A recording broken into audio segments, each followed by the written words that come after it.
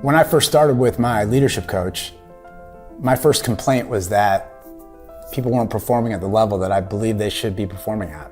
And I did the job, so I knew what level they should be at, but we were going through a period of time in our company where results weren't that high.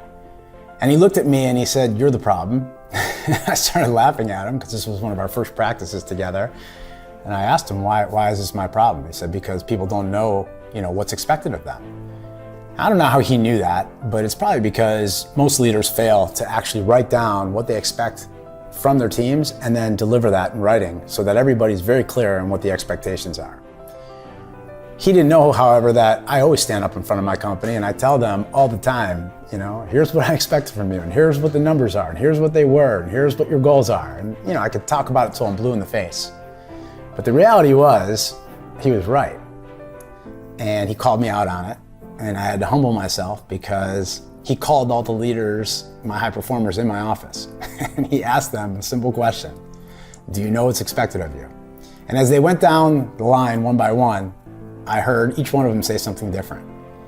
And as my stomach was turning, knowing I was wrong, I was starting to get sick because no one actually said what I wanted them to say, which is what I know I've said over and over and over again. So the lesson there was, no matter how many times you say things, people hear what they want to hear. And they're never going to hear what you want them to hear. And if you have a big crew, then half of them are going to hear one thing and another half are going to hear the other thing. So you have to write things down. And so I had to get busy and I got real clear on what I expected from my team. And I made them very sticky, very specific.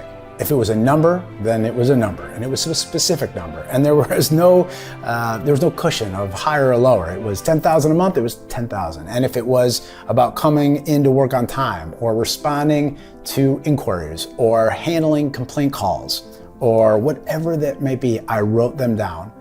And as I got clarity and I narrowed the long list down to my most important expectations, I delivered those to my team. And it did something. It did something in my office.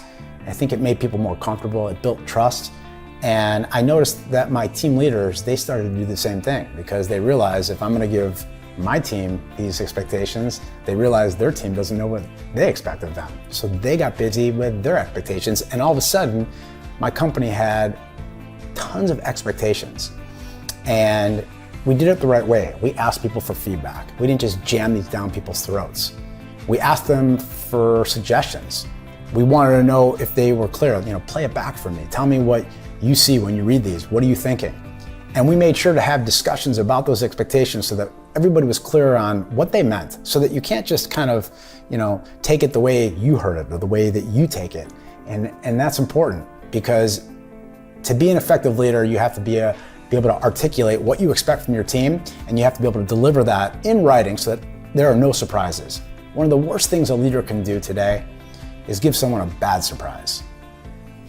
It's easy to talk about things when they're good. It's easy to create great news. And people don't want to hear from you when you're just going to deliver hard truth. Because if the only time you're going to approach any of your teammates is when they've done something wrong, they're not going to trust you and they're not going to listen to you, especially when you got something that is really important to say, because they're expecting you just to deliver the right hook. Having clear expectations up front, it sets the tone, and you should be able to do that from day one so that when a new employee comes in your office, you lay out what's expected from the training process to the first 30 days so that if you have to let the person go, because you should be hiring very slow and firing very fast, if you have to let them go, there should be no surprises. Your trainer should be told right from the get-go, if you notice that the person's doing something that can get them fired, tell them. You're doing people a favor by giving them the expectations and then holding them accountable. It's really important to be tough when people first come in your office. You can be kind, but being tough sets the tone, and you can always loosen the reins. You can always become nicer. The problem is if you're too nice from the get-go, it's so hard to start to get tough. So if it's not in your nature to be tough, then just use your expectations. And it's just a matter of fact. Here's what we expect of you. You have to know what the core values are. You have to know who to go to when you have this problem. If you make a mistake, here's what we expect of you. Whatever it is that you want to make sure that you're going to make a priority for the expectations, make it clear, repeat them, put them in writing, and make them play it back to you. It's really important to make sure that everybody understands what's expected of them. You would want that done for you, and it's important that you do it first as the leader, and then let other people in your organization, other leaders, follow suit.